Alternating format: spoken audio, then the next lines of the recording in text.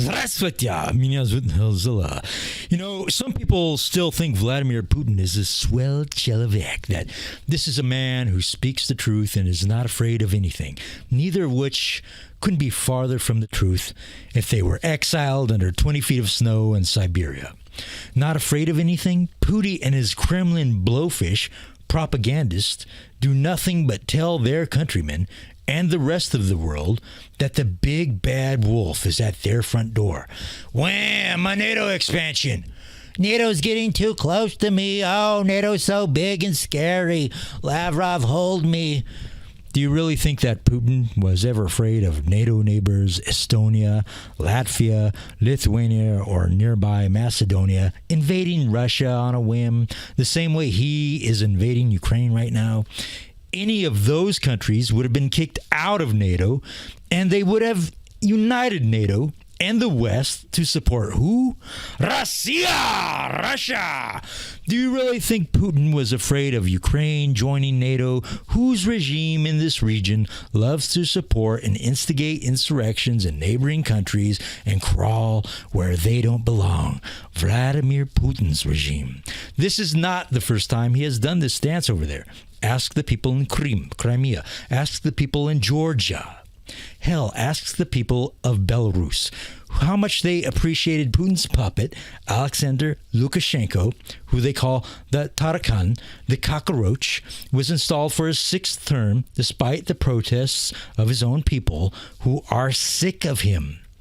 The fact is, there are a lot of people over there who can't wait for Putin's last dance. In fact, how about this? Putin keeps doing this shit, giving his neighbors nothing but incentive to join NATO to try and keep him the fuck out of their country.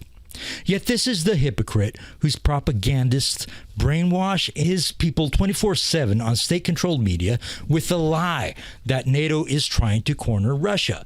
The fact is that NATO only came into existence to protect independent countries from invasive communist threats, and today safeguards the freedom and security of all its members through diplomacy and, when necessary, military means.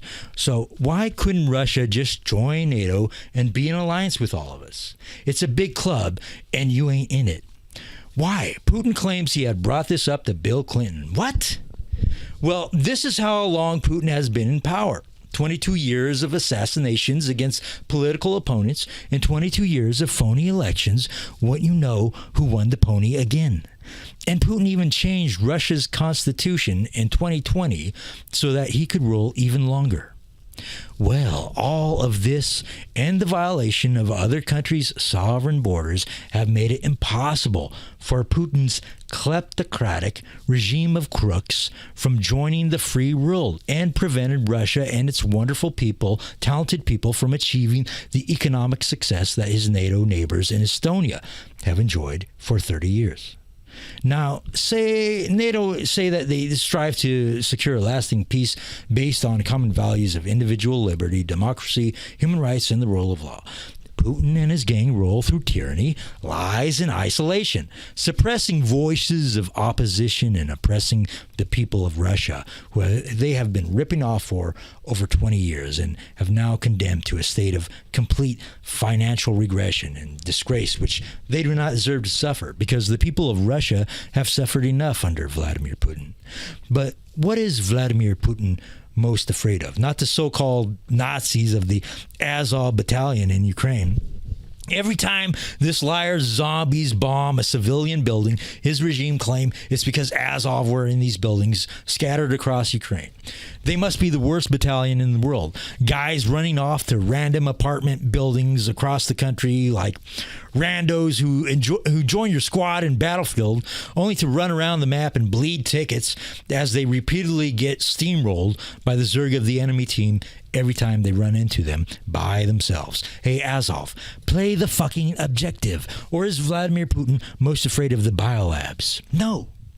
He was more afraid of a meal at the local KFC in Moscow than he would be afraid of any biological research lab. This is a guy who makes a habit of poisoning his political opponents and random elites his regime want to keep in line and paranoid for the rest of their lives. Ask opposition leader Alexei Navalny, who screamed in horror while he thought he was dying from an act of poisoning that was strongly believed to have come from Putin's FSB agents. Afraid of biolabs? No. He would love to get his hands on such a thing and abuse it himself. No, the only thing Vladimir Putin has to fear is his own past finally catching up to him. 22 years of tyranny and subjugation upon the Russian people he and his gang steal from. 22 years of a world weary of his insurgencies and invasions and nowhere to hide because there is no rest for the wicked. This is a man who now always keeps everyone 40 feet away from him at all times, and he can never give up power. He can never rest because he has done too much damage and made too many enemies, not only in other countries, but especially in his own country. Vladimir Putin knows not when and not who, but someday his day is coming, and if liberation comes at the hands of his own people, who he has repressed for over 20 years, justice will be stiff and ugly like the Botox in his evil, old, pasty little face.